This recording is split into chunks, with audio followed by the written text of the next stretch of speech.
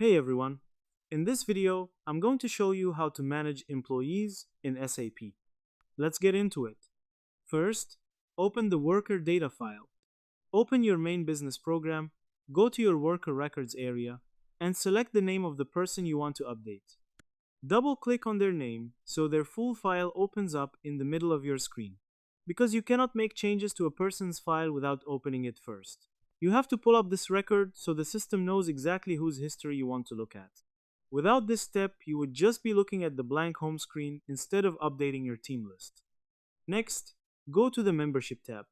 You need to find the specific tab inside the workers file that lists the groups, teams, and roles they belong to. Look at the row of small tabs across the top of the workers file and click on the one that says Membership. Wait a brief second for the screen to refresh so you can see their current team placement.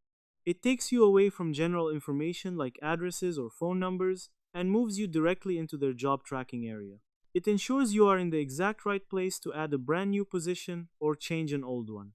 Next, add the new job role. Now you need to type the new position into the file to show that the worker has completed their training and is moving up to a new role. Click inside the empty role box under the membership list and add their new job title, like moving someone from an office worker to a manager. Make sure the new title is saved correctly in the box so it stays attached to their name, because it documents the worker's growth inside your company. By adding the new job title, you update their file so the entire office knows what their new duties are. And that's it. I hope this helped you out, and I see you in the next one.